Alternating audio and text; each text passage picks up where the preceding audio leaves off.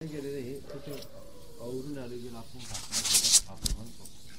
मग ज्या वेळेला पहा आता मनाचा उद्भव होतो ना, ज्या वेळेला चित्ताचा उद्भव होतो तर त्यावेळेला काय होतो, हे जग उभं राहत आणि ह्या मनाचा लय झाला का जगाचा लय होतो. जसं डोळे उघडलं तर वस्तू दिसते, डोळे झाकले तर वस्तू अदृश्य होते. तसा वृत्तीचा उद्भव म्हणजे जग आणि वृत्तीचा लय म्हणजे जगच नाही. म्हणून पहा काय म्हटले की सहज मी आंधळा निज निराकारपंथी, वृत्ती ही निवृत्ती झाली जन न दिशिते, वृत्ती ही निवृत्ती झाली जन दिसते, मी माझे हरपले ठाई जितीच्या तिथे, आणि अदृश्यतेची झाले काही दृश्य जे होते. त्याची वृत्ती संपली त्यावेळेला, परंतु आपल्याला हे कळत नाही, पटत नाही. का होतं? कारण की भयंकर संस्कार आपल्यावर आहेत, अतिशय दृढ संस्कार आपल्यावर झालेले आहेत. आणि एवढे संस्कार आहेत की ते काय करतात, जसं काच काळी भंगर व्हावी, इतकी काळी भंगर व्हावी का त्या विजेचा त्या दिव्याचा मागमूत सुद्धा लागू नये, तशीच आपल्या अंतःकरणात स्थिती पडली. जबरदस्त कर्म हे अंतःकरणामध्ये आहे. आणि म्हणूनच काय होतं की आत्मज्योत आहे ती प्रतीतीला येत नाही. मग ती आत्मज्योतीची प्रतीती जरी यावी असे वाटत असेल, अंतःकरण स्वच्छ झालं ना, एक क्षण सुद्धा लागत नाही. आत्मा प्रतीती यायला एक क्षण सुद्धा लागत नाही. परंतु होतं काय तर प्रचंड अशा प्रकारची काय म्हटलेलं आहे, पर्वताप्रमाणे पातळी करणे वज्रले होणे. आणि हा विसर आहे आपल्याला, आपला विसर आहे. आता विसर तुम्हाला कसं सांगतो का, हा विसर कसा आहे तर एक अतिशय श्रीमंत मनुष्य, हा दृष्टांत आहे, अतिशय श्रीमंत मनुष्य, परंतु काय झालं त्याचं दुर्दैवानं एका दुष्ट माणसानं त्याला फसवून त्याचा घात करून त्याची घरदार संपत्ती सगळी लुबाडली. आणि तो काय झाला, अगदी पार घर हीन झाला, तो पार आधा कष्टाच राहिला नाही. त्याची जमीन जुमला घरदार संपत्ती सगळी त्याची हिरावून घेतली. मग त्याची अतिशय वाईट परिस्थिती आली, अन्नदशा त्याची झाली. आणि मग तो कसा तरी मोलमजुरी करून कावड गोष्ट करून तो आपला काळ कंठू लागला. आणि बराच दिवस बराच मोठा काळ लोटला. आणि त्या काळाच्या ओघामध्ये त्याला एवढा विसर पडला की आपण श्रीमंत होतो त्या श्रीमंतीचाही त्याला विसर पडला. उलट आपलं गरिबी हेच आपलं जीवन आहे हे त्याच्या बुद्धीमध्ये दृढ झालं, दृढ झालं, त्याच्या बुद्धीमध्ये दृढ झालं. आणि तर असाच मोलमजुरी करत असताना कधी भिक्षाही मागायचा, भिकच मागायचा, भिक्षाच मागायचा, मनाला भिकच मागायचा. आणि मागून तो भीक मागून तो गुजरण करू लागला. आणि असे गुजरण करीत असताना ज्याने त्याची जमीन लुबाडली होती ना, तो आला आणि त्याने त्याच्यात 10 रुपये टाकले. तो मला तुमचे अनंत उपकार करतात, तुमचे उपकार मी कधी फेडू म्हटलं, माझ्या याच्याने उपकार तुझे फिटणार नाही, तुझे उपकार इतकं त्याला विस्मरण झालं. ज्याने आपली जमीन लुबाडली नाही का, तर तोच हा याचं त्याला स्मरण झालं नाही. इतकं त्याला आपल्या श्रीमंतीचं विस्मरण झालं, ऐश्वर्याचं विस्मरण झालं, आपण भोगलेल्या सुखाचंही विस्मरण त्याला झालं. ज्यानं आपली संपत्ती लुबाडली आणि आपल्याला हीन दिन केलं त्याचंही त्याला विस्मरण झालं. तो पुढे येऊन ठाकला तरी त्याने 10 रुपये दिले, वस्तू त्याची कोट्यवधी संपत्ती यानं लुबाडली, पण त्याला 10 रुपये दिले. तो किती दया घन माणूस आहे, किती आनंद करतोय तो माझ्यावर आहे. म्हणजे हा विषय कशा करता, इतकं विस्मरण, ज्याला जितकं विस्मरण झालं तसंच आपल्या स्वरूपाचं विस्मरण झालेलं आहे.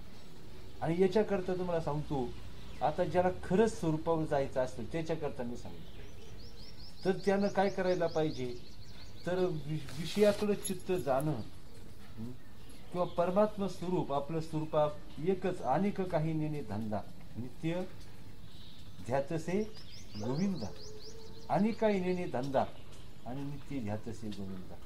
ज्याला स्वरूपाला मिळायचंय ना त्यानं हा पदार्थ जाती आगवा नाही का, हा ठाईवरी पांडवा पदार्थ जाती आगवा, विटवी तो व्हावा वैराग्य लाभ.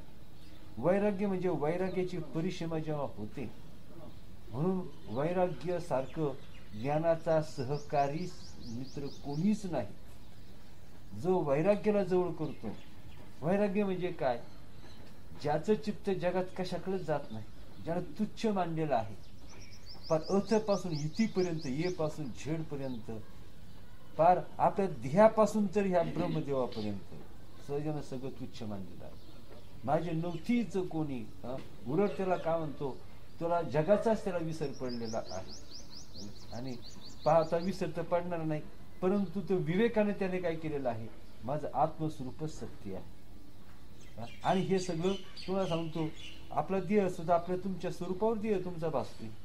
हा देह कसा आहे, स्वरूपावर जसा दोरीवर सर्प भासावा नसताना, तसं तुमच्या स्वरूपावर तुमचा देह भासतोय, अहंकार भासतोय, मी माझं भासतोय. आणि आत्मस्वरूप सत्य आहे म्हणून ते सत्य वाटतं, नाही का. हे अविद्येची शक्ती अशी आहे. अविद्येच्या शक्तीनं एवढं जबरदस्त हे सगळं उभं केलेलं आहे. अविद्येची शक्ती एवढी, मग आपल्या ज्ञानाची शक्ती जेवढी होईल याच्याकरता काय आहे. म्हणून ज्याला जितकं दृढतेनं करायचं असेल, याला याच देही याच डोळा विलक्षण मुक्तीचं सुख जर भोगायचं असेल, मी तर मग याच्याकरता शास्त्रच मार्ग दाखवतो. शास्त्र ही फार मोठी शक्ती आहे.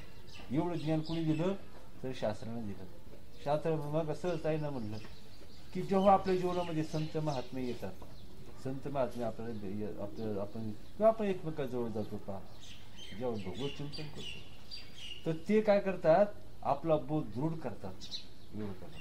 आणि जे कोणी आपले मित्रमंडळी नातेवाईक आपतेष्ट घेतात, ते काय करतात, बोध जाऊन काय येऊन काय करतात, आपला बोध ढासळूनच जातात. आपला मित्रमंडळी आमके तमके बोध ढासळून जातात. म्हणून काय म्हटलेलं आहे, त्याला दारागृह पुत्री नाही जाया मैत्री, नाही का. दारापुत्र करत्र झाली आई स्वतंत्र, माझे न म्हणे पात्र विषयाचे जायचे. मग तुम्हाला ब्रह्म पाहिजे ना, का ब्रह्माच्या ठिकाणी नाहीच काही, तुम्ही कशाची अपेक्षा, आसक्ती धरतच कशाची. ओतप्रत ब्रह्म भरलेला असताना हे कल्पनेनं निर्माण केलेलं नवरा बायको घरदार त्याची आसक्ती निर्माण करता, मग चुकीचंच नाही का. मग चुकी कल्पनेनं निर्माण केलेल्या गोष्टी कल्पना टाकायला नको का. भ्रमाने तुम्हाला वाटते माझा नवरा येईल, माझा मुलगा येईल, माझी संपत्ती येईल, माझं घरदार, भ्रमाने वाटते. ती सत्य नाही. कोणी जन्मत नाही, कोणी मरत नाही. जन्मभर ही सुद्धा भ्रांती आहे. आत्मस्वरूप या ठिकाणी ते निर्गुण निराकार आनंद घन अविनाशी स्वरूप जसे या तसंच आहे. तिथं काही होत नाही, जात नाही. स्वरूपावर दृष्टी घडली मग म्हणून पहा, वृत्ती उठणं याला जन्म म्हणायचं. वृत्तीचं उठणं, स्वरूपावरून घसरणं, वृत्तीचा उठणं, आणि याला जन्म म्हणायचं, नाही का. आता मी काल कपडे घातले, कपडे बदलले म्हणून मी मेलो का. दुसरे कपडे घातले म्हणून माझा मृत्यू झाला का. तिसरे कपडे झाले म्हणून माझा मृत्यू झाला का. म्हणून जन्म आणि मृत्यू केवळ भ्रांती आहे. आणि याच्याकरता काय करायचं, सतत यालाच आता जो आपला विषय झाला ना, यालाच आत्मचिंतन म्हणतात. म्हणजे विषयाची व्यर्थता, चित्ताला विषयाकडे जाऊन न देणं, आणि चित्तामध्ये कोणताही विषय नसणं. लक्षामध्ये घ्या, चित्तात स्मरण, विषयाचं स्मरण हाच साधकाचा आत्मघात आहे. विषयाचं स्मरण होणं, पुढं विषयाची तद्रूप होणं, मी बोलत नाही, नुसतं विषयाचं स्मरण होणं, कोणत्याही विषयाचं असो आत्मस्वरूप, तर हा साधकाचा मोठा घात आहे. आणि म्हणून सदा स्वरूपानुसंधान, सतत आत्मचिंतन, कामधंदा करा, हे करा, नाही. आणि तुम्ही जर अनिच्छेनं जर काही कर्म करत असाल तर ते तुम्हाला बंधला कारण होत नाही. कर्तव्य म्हणून तुम्हाला पार पाडावं लागते, अनिच्छेनं पार पाडावं लागते, चित्त स्वरूपाकडे पाठवावं वाटते. आणि अशा चित्त स्वरूपाकडे पाठवायची तुमची धडपड आहे, परंतु तुम्हाला लादलेलं कर्म करावं लागते. मग ते कर्म तुम्हाला आपल्याला बंधनात पाडत नाही. परंतु स्वतःच्या इच्छेने एवढंसं जरी कर्म केलं तरी ते माणसाला बंधन निर्माण करतं. म्हणून काय सांगितलेलं आहे, तर म्हणून तर अग्नीचा चित्तात त्याला शुद्ध चित्त म्हणायचे. कोणतं शुद्ध चित्त, ज्याच्या चित्तात विषयाचा उद्भव होतो, कशाचंही स्मरण नको. आता तुम्हाला एक सांगतो, भूतकाळ आणि वर्तमान काळ. तर भूतकाळ हे स्वप्न आहे, नाही का. भूतकाळ कसं आहे, स्वप्नासारखं आहे. भूतकाळाचं विस्मरण करायचं आहे. भूतकाळाचं अजिबात मागचं काय आठवडायचं नाही. भूतकाळाचं विस्मरण, वर्तमान काळाचा त्याग. भूतकाळाचं विस्मरण, वर्तमान काळाचा त्याग, आणि भविष्यकाळ हा नाहीच, नाही का. अशा प्रकारचं असं विचार करणं आणि अशी मनाची घडी बसवणं याला म्हणायचं साधनावर आरूढ होणं, नाही का? साधनावर आरूढ होणं, मग तर आपल्याला आपल्या स्वरूपाची प्राप्ती होईल.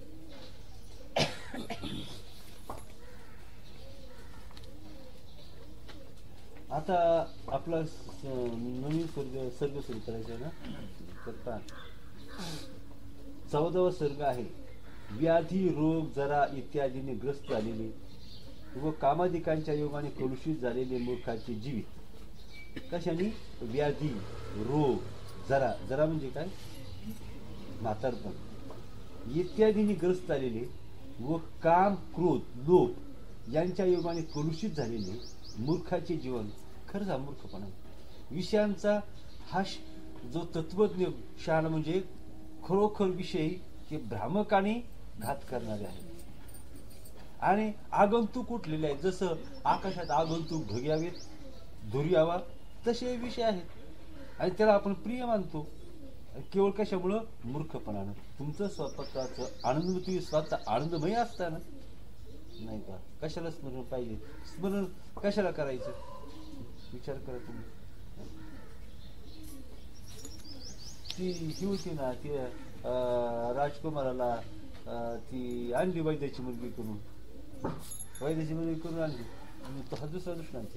पण ती काय करायची? पार सगळ्या घरामध्ये राहायची, खा, वस्त्र, अलंकार, खाणं पिणं, पार तिला म्हणजे चंगळ होती तिची, नाही का?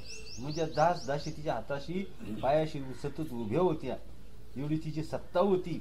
तिनं हाक मारल्याबरोबर तिच्या धावत पळत याव्यात. तिचं सगळ्या राज्यावर तिची सत्ता होती. वैद्याची मुलगी होती. पण एवढं ऐश्वर्य तिला प्राप्त झालं केवळ श्रीमंताच्या घरामध्ये, राजाच्या घरात गेली म्हणून ती राजाची राणी झाली. परंतु अशी झाली ना, अशी झाली पार ते तिला ते पक्वान तिकडे पचते तिला.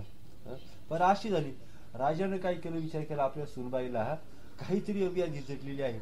सगळे वैद्य केले, उपचार केले, औषधे केली, पण फरक पडणार. एकदा अशी म्हटली राजाला, म्हणा साहेब महाराज म्हणे मी का उपचार करू का? बाबा ठीक आहे म्हणते, जगातला राजवैद्य सोडलेला आहे, तर उत्तमातला उत्तम वैद्य सोडलेला आहे. म्हणली काय नाही, म्हटली माझ्या औषध मी करते, तुमची परवानगी असेल तर मी कर. मग ती काय करायची? रोज 4 घरात जायची, नाही का? भाकरी, शिळ्या भाकरी मागून आणायची, शिळं काढून मागून आणायची, तिला खायला द्यायची. 15 दिवसात जाम झाली. 15 दिवसात जाम झाली. राजाला तो थोडासा गोड घातलं. म्हणलं बाई तू काय औषध केलं? म्हणली मग म्हणली तुम्हाला नाही म्हणलं का माझं औषध आहे. राजाने त्या दाशीला ना पर बंगली बांधून दिली, तिला एक गाव बक्षीस दिलं आणि म्हणलं सुखाने राज्य कर म्हणली. असं जीवाचं असे. मग तिला आता तसंच, आता मी तुम्हाला सांगितलं ना, विषयाचं स्मरण म्हणजे ती राजाची राणी होती, घरदारात सगळं भरपूर होतं. तिला शिळ्या भाकरी कशाला? शिळ्या भाकरी तिला आशा करावी का? पण ती तशी झाली. तसंच ह्या अशा प्रकारचं. बरं, तिचा आज तुम्हाला मी सांगितलं तिचा सत्ता किती मोठी, अधिकार किती मोठा आहे. एवढ्या सगळ्या राज्यावरती सत्ता. दे ग त्या दाशीला तिला काय म्हणायची? दे ग बाईच्या, दे ग बाई साडी. ती म्हणायची नाव म्हणायचा, तू असं म्हण ना, काय काय म्हण, ए मला साडी दे, मला चहा दे, मला नाश्ता दे, मला पाणी दे आंघोळीला, असं म्हण ना. ती माहिती दे ग बाई पाणी. काय आधी होता वाघ्या, त्याचा झाला पाघ्या, मुलं स्वभाव जाईन आणि त्याचा येळकोट राहिला, नाही का? दे ग बाई. आता काय कशाला ती सवय लागली ती का जाती का लोक, पण सवय मोडायला पाहिजे. तर पहा, श्रीराम म्हणता हे मुनिवर्य, लक्ष्मीप्रमाणे आपले आयुष्य ही दुःखालाच कारण होते. लक्ष्मीप्रमाणे आपले आयुष्य हेही दुःखालाच कारण होते. ज्यांची फारशी गरज नाही अशा विषयात आसक्त होऊन, पहा बरं का, एक एक शब्द म्हणजे ज्ञानी. ज्यांची फारशी गरज नाही अशा विषयात आसक्त होऊन द्रव्य हे त्यांच्या प्राप्तीचे साधन आहे असे समजून, द्रव्य कशाच्या? सुखाच्या प्राप्तीचे साधन मानतात. त्या द्रव्यासाठी मनुष्य नाना उचापती करतो, पण ही सर्व खटाटोप ज्याच्या बळावर करता येते त्या आयुष्याची कितीशी शाश्वती आहे, नाही याचा कोणीच विचार करत नाही. माणसाला घडोघडी काळ वाटायची पाहिजे. आपला वेळ फुकट गेला. ज्याला वेळेची किंमत कळत नाही ना, तो काहीच आयुष्यात करू शकत नाही. वेळ हा पैशासारखा वापरला पाहिजे, तुपासारखा वेळ वापरला पाहिजे, अत्तरासारखा वेळेचा वापर करायला पाहिजे एका क्षणाचा. वृक्षावरील एखाद्या पानाच्या टोकावर असलेल्या दवबिंदूप्रमाणे आपले आयुष्य क्षणभंगूर आहे. आणि खरंच आयुष्य क्षणभंगूर आहे नाही का. उन्मत्त आणि म्हणून फालतू गोष्टीत बारशी तिरशी आमक तमक करणं हे आता सोडून द्यायचं. काय दावी असे बारशी नाही बोलले तर नाही बोलले म्हणते ना. तो नाही बोलले तर आपण वाईट करतो का आत्मचिंतन करतोय. फार महत्वाचं असं तिथं फार म्हणजे फार गळेश आलं तर जायचं, नाही तर आला राग तर आला ते नारकळत. अहो ते तुम्हाला सांगतो विषयाचं म्हणजे साक्षात चित्ताचा उद्भव होणं म्हणजे साक्षात विष घेण्यासारखं आहे. विष घेतलेलं परवडलं, परंतु चित्त विषयाकडे जाणं हे परवडणार नाही. वृक्षावरील एखाद्या पाण्याच्या टोकावर असलेल्या जलबिंदूप्रमाणे आपले आयुष्य क्षणभंगूर आहे. उन्मत्त मनुष्याप्रमाणे जीवित या देहाचा त्याग करून केव्हाच निघून जातील नाही का. विषय रूपी आणि पहा आता तुम्ही विचार किती काळ आपला झटपट निघून गेला. आणि इथं मनाचा दृढ निश्चयाकडं आपण हे करायचं. तुला सांगतो ह्या विषयाचं असं आहे ना, थोडं हे विषय इतके मासतात यांना लय वाढे म्हणतात ना, करडीला नाही किडा आणि वकिला नाही पिडा. याला विषयाला थोडं जरी पाणी घातलं ना हे लय वाढतं. याला विषयाला थोडं जरी पाणी घातलं तरी प्रचंड वाढ याची आहे. याला मारायचं म्हटलं तरी मरत नाहीत हे असे. विषयरूपी सर्पांना आलिंगन दिल्यामुळे जर्जर झालेल्या अविवेकी मनुष्यांना पाहता विषयरूपी सर्पांना खरंच हे विषय म्हणजे मला ते इथली तिटकारा येतो. काय म्हणा तुम्ही, मला नाव राग सुद्धा येतो, पटत नाही ते असं विषय. विषयरूपी सर्पांना आलिंगन दिल्यामुळे जर्जर झालेल्या अविवेकी मनुष्यांना आयुष्य हे दुःखप्रदच होते. मग सुख आयुष्य दुःखाचं कोणाचं, ज्यानं विषयाचं सेवन केलं, ज्याचं चित्त विषयाकडे जायचं तो अत्यंत दुःखी आणि अत्यंत मूर्ख. शहाणा कोण, ज्याचं चित्त विषयाकडे जात नाही, जो या इंद्रियांना मनाला विषयापासून प्रवृत्त करण्याचा अहोरात्र प्रयत्न करतो त्यालाच परमार्थ म्हणावं. आणि आमचं चित्त स्थिर होतं.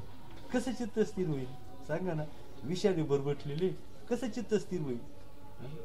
स्वतः जगाची फसवणूक करते, स्वतःची करता येते. ज्यांनी आपले स्वरूप जाणले आहे, अनंत अमर्याद अशा परब्रह्माचा लाभ झाल्यामुळे ज्यांना आत्मविश्रांती प्राप्त झाली आहे. स्वरूपा ठिकाणी जाणं पर तुम्हाला सांगतो विषयाचा विसर ही स्वरूप स्थिती. क्षणभर तुम्ही ध्यान धारणा करता, उत्तम ध्यान धारणा लागू द्या, विषयांचा विसर करू द्या, तेवढ्या पुरती तरी ती स्वरूप स्थिती आहे. परंतु काय होतं, विषयांचा प्रचंड उग्र वास येते. अजूनही आनंद काय मिळत नाही. विषयाचं वास्तव्य आहे ना, विषयांचा विसर पडला तेवढ्या पुरतं कसं झोप लागलं माणसाला कसं सुख मिळतं दुःखातून. मग तशाच प्रकारे काय होतं, विषयाचं विस्मरण, चित्ताचा वृत्तीचा उद्भव न होणं ही स्वरूपस्थिती आहे नाही का. आणि मग ती स्वरूपस्थिती आपण सतत स्वरूपाकार राहायचं, सतत स्वरूपाकार राहायचं. विषयाचं चिंतन न करणं, विषयाचा उद्भव होऊन न देणं नाही का. आणि मग ही स्वरूप सतत त्याचा अनुसंधान प्रयत्न, आणि जो प्रयत्न करतो त्याला प्राप्त होतच. तुम्ही चुकू द्या, तुमचा विचार करण्याची पद्धत चुकली तरी चालेल, तुमचं साधन थोडंसं कमी झालं तरी चालेल, परंतु प्रयत्नच काय करतात, तो ईश्वर त्याच्यावर अनुग्रह करतो. जो प्रयत्न करतो अंतःकरणापासून तो परमात्मा त्याच्यावर अनुग्रह करतो. लाभ झाल्यामुळे आत्मविश्रांती प्राप्त झाली आहे. ज्यांना लाभ व अलाभ सारखेच वाटतात अशांनाच फक्त आयुष्य सुखकर होते. परब्रह्माचा लाभ झाल्यामुळे त्यांचं योग वाशिष्ठमध्ये म्हटले, जे मित्रमंडळीमध्ये रमतात त्यांना पशुच म्हटलेलं आहे. म्हणजे त्यांच्यापेक्षा पशु फार चांगले. खरंच म्हणजे योग वाशिष्ठ म्हणजे एक दिव्य मित्र म्हणतो ना, एक फार मोठा ज्ञानाचा समुद्र आहे. विश्वामित्रांनी आपलं वशिष्ठ मुनींनी, मी काल सांगितलं तुम्हाला, वैशिष्ट्य मुनींचे या सगळ्या याच्यात मला 3-4 ओळी अतिशय आश्चर्यकारक वाटल्या. सगळ्यात महत्वाच्या या 3ऱ्या खंडामध्ये 4 ओळी तुम्हाला सांगतो, अतिशय महत्वाच्या. सगळ्यात जास्त मला त्यांनी माझ्यावर प्रभाव करून गेल्या. त्या आपलं वैशिष्ट्य महर्षी म्हणतात, हे रामा, मी म्हणजे साक्षात ज्ञानाचा समुद्र. मी म्हणजे कसा आहे तू जाणतोस, तुला माहित नाही, परंतु मी म्हणजे साक्षात ज्ञानाचा समुद्र. जगामध्ये असं कोणतंच ज्ञान नाही का जे माझ्या ठिकाणी नाही, नाही का? आणि माझ्या ठिकाणी आहे तेवढं सगळं ज्ञान जगात कुठेच नाही. असा मी साक्षात ज्ञानाचा समुद्र. पण हे रामा, प्रारब्ध कर्म कसं असतं पहा, असं अथांग ज्ञानाचा समुद्र माझ्याजवळ आहे. परंतु माझ्या प्रारब्ध कर्मानं मला काय करावं लागलं? पौराहित्य करावं लागलं. कारण पुरोहित होते दशरथ राजाचे, पुरोहित होते, म्हणजे नोकरी होती त्यांना पुरोहिताची पदाची नोकरी, कुलगुरू होते आणि पुरोहित होते, त्यामुळे पूजा अर्चा करावं लागायचे त्यांना, नाही का? आणि त्यामुळं म्हणायचे मला सुद्धा ह्या स्वरूप स्थितीला मला जाता येत नाही, मी ज्ञानाचा समुद्र आहे, नाही का? परंतु प्रारब्ध कर्मानं काय झालं तर म्हणून जेवढं शुकाचार्यानं सुख भोगता आलं तेवढं वशिष्ठाला भोगता आलं नाही. का? प्रारब्ध कर्म काय होतं, त्यांनी ते लक्षण मागं लावून घेतलं होतं. कोणतं? राजपौरोहित्य. म्हणून मला सुद्धा स्वरूप स्थितीवर जाता येत नाही, याचा मला भयंकर खेद होतो. पण प्रारब्ध कर्माच्या आड माझं काही चालत नाही, मी साक्षात ज्ञानाचा समुद्र. पण त्यांनी हे कबूल करणं स्वतः ती साधी स्थिती आहे का? तुम्हाला सांगतो, आपली स्वतःची सत्यस्थिती सांगणं तिथं ईश्वराचा अनुग्रह होतो. आणि स्वतःच्या स्थितीबद्दल बडेजाव करणं, खोटं सांगणं ईश्वराचा अनुग्रह होत नाही तिथं. माहित नाहीत गोष्टी या. म्हणून ज्ञान जर असं सगळ्यांना जर कळलं असतं तर सगळे ज्ञानी नसते झाले का जगामध्ये?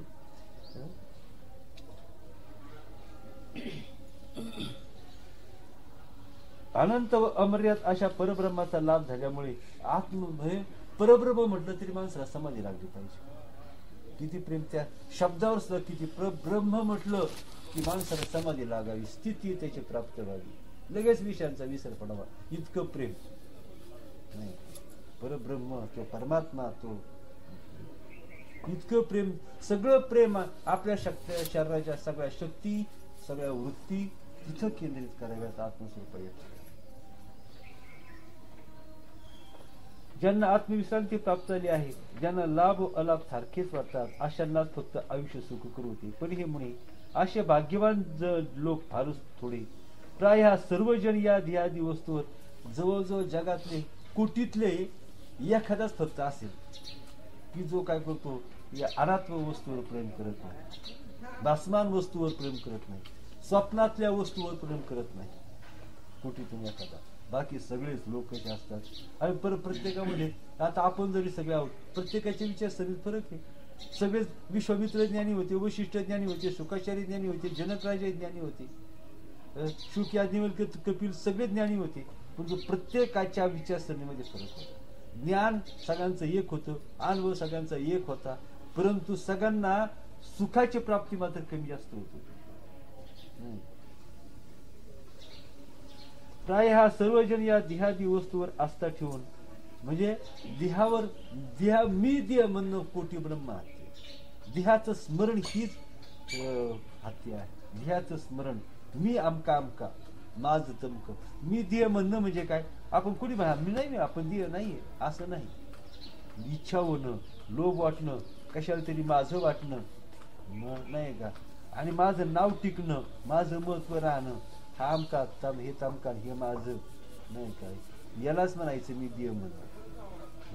आणि इथं त्या बोधाची घसरण होती. मी देह म्हणणं आणि विषयचं स्मरण दोन्ही एकच. तुम्ही मी देह म्हणूच नका, परंतु विषयाचं स्मरण केलं याचाच अर्थ मी देह आहे, हीच भावना, म्हणजे हीच देह बुद्धी निर्माण झालं. आपण तोंडाने कोणीच म्हणत नाही मी देह आहे, नाही का? तोंडाने म्हणत नाही, परंतु देह बुद्धी बळकट करून सोडितच नाही. त्याला एक आहे विषयाचं पूर्ण विस्मरण, विषयाला तुच्छ लेखणं, आत्मा सोडून अनात्म वस्तूला परिपूर्णपणे तुच्छ लेखणं, हाच एक उपाय आहे. हा मी तुम्हाला अत्यंत जहाल उपाय सांगितला. तुम्हाला जहाल औषध दिलं म्हणजे ज्याला घेता येईल त्याने घ्या.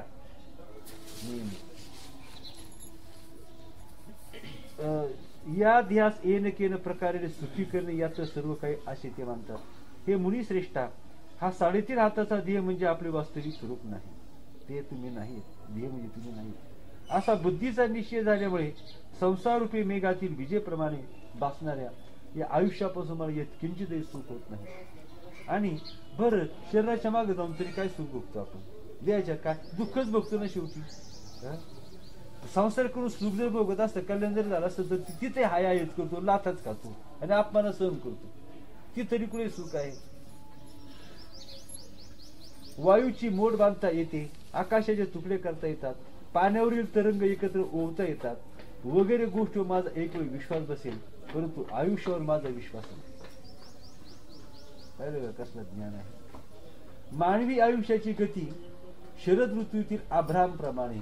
आता हे आभ्र येत ना, आता म्हणजे आभ्र म्हणजे काय? ढग. मग आता जे ढग येतात ते पाऊस पडतात का? ते ढग काय कामाचे? हे ढग काय कामाचे? विनाकारण म्हणून पा बहु एकांतावर प्रीती जया जनपदाची खंती. म्हणजे हे किती कामाला येणार आहे? किती कामाला येणार आहे? कुणीच ना, कुणीच सोडवणार नाही आपल्याला, पण हे आत्मसत्ता आहे. मानवी आयुष्याची गती पाहता या अस्थिर आयुष्यावर आस्था ठेवणे योग्य होणार नाही. आयुष्य हे तेलाशिवाय जळणाऱ्या दिव्याप्रमाणे अशाश्वत आहे व तरंगाप्रमाणे चंचल आहे. पाण्यावरील तरंग, चंद्राचे प्रतिबिंब, विजेची चकाकी, आकाशातील कमळे यांना पकडणे शक्य होईल. आकाशात कमळ आहे का? परंतु ते सुद्धा पकडता येईल. परंतु आमच्या चंचल आयुष्याला पकडणे अशक्य आहे. मानवी आयुष्यात खरी विश्रांती आणि खरे सुख मनुष्याला लेश मात्रही मिळत नाही. माणसाला खरं सुख खरंच मिळत नाही. तुम्ही जे बघता ते रात्रंदिवस दुःख बघता, परंतु तुम्हाला तो दृष्टांत माहिती ना, त्याला खाली नागोबा आणि वर बागोबा आणि नाकावर मग माझा थेंब पडतोय, ते एक थेंब 1 तासाने जिगेवर पडतोय. वा, काय मजा आहे म्हणतो या पठ्ठ्याची. म्हणतो खरंच या जगामध्ये आज जीवन जगावं तर असंच जीवन जगावं, असंच माणसाचं आहे. संसार ज्ञान्यांनी काय सांगितलं या संसाराबद्दल ते महत्वाचं आहे. काही ज्ञानी म्हणतात, संसार दुःखमुळे चहूकडे इंगळ, विश्रांती नाही कोठे रात्रंदिवस तळमळ. काम, क्रोध, लोभ, सुनी, आपल्याला ती कुत्री आपल्या मागे लागलेली आहे. काम, क्रोध, लोभ, नाही का? ती वैदी असते ना, तिच्या हातात कायम काठी असते, अशी अशी करीत चालते ती. कसं तिच्या जवळ कुत्री कशी कुत्री असू दे, ती कुत्री तिच्या जवळ येत नाही. ती सहज चालताना बरं, ती काठी इतकी हलकी असते, इतकी बारीक असते, सहज अशी अशी करीत सगळे ते लांब जाऊन बघतात. बोका तिकडे कवर आहे बरंच लांब. आणि आपण दगड उचलत आणखी जोरात जाऊन येतो. त्याला माहिती याच्यात काही, कुत्र्याला सुद्धा माहिती याच्यात काही दम आहे, त्याला सुद्धा कळते याच्यात काही दम नाही. शेवटी हा दगड टाकून शेवटी पळून जातो. पण ती वैदिन अशी असे ना, चालता चालता इतकी गतीने चालते ना, अशी अशी काठी करते, मग एकही कुत्र जवळ येत नाही. कुत्री सहज चाट पडतात. काम क्रोध लोभ सुनी पाठी लागली ओढाळू. तरी देखील आपण पुष्कळ काळ जगावी अशी इच्छा कशा करता जगायचो? प्रत्येकाला वाटतं जगावं मरू नये. जगायचं कशा करता? आणखी पाप वाढवायला. आणि काय कसं सांगावं? पाप वाढवायला जगावं. पण खेचर गर्भातून बाहेर पडताना आपल्या मातीचे पोट फाडून बाहेर येत असल्यामुळे तिच्या दुःखालाच कारण होते. मग आता सिंह म्हणतात की आपल्याला काय माहित नाही, पण सिंह जेव्हा विते तेव्हा ती काय करते? आपल्या किंवा खेचर इथं सांगितलेलं आहे, आपल्याला काय माहित नाही, परंतु आईचं पोट फाडून म्हणजे बाहेर येतात. त्या आपण दीर्घायुष्याची इच्छा आमच्या दुःखालाच कारण होती. जन्म मरण रूपी संसाराच्या भ्रमणामध्ये ही देहरूपी लता उत्पत्ती रूपी सागरावरील ठेसाप्रमाणे तुम्हाला अहंकार, मी, माझं, सुख, दुःख हे काय सांगितलं? समुद्रावर असा फेस यावा. अहंकार ही संपत्ती भ्रामक संपत्ती आहे, संपत्ती खरी नाही. जागृती आणि स्वप्न याच्यामध्ये जो अभेद पाहतो त्याला म्हणायचं ज्ञानी. जागृती आणि स्वप्न याच्यात भेद नाही, कल्प अजिबात भेद नाही. जागृती आणि स्वप्न याच्यामध्ये भेद नाही. आणि म्हणून हे पाहता कंठापासून तरुद्यापर्यंत एक नाडी असते, तिच्यामध्ये स्वप्न असतं. ते स्वप्न म्हणजे तिच्याच त्या विश्वाचंही स्वप्न तिच्यात पडतं आणि अविद्येचे स्वप्न तिच्यातच पडतं. दीर्घकाळ टिकलं की आपण त्याला विश्व म्हणतो. ते स्वप्न दीर्घकाळ टिकलं की त्याला जग म्हणायचं. आणि अल्पकाळ टिकलं तर त्याला काय म्हणायचं, रात्री आपलं झोपेतलं स्वप्न म्हणायचं. म्हणजे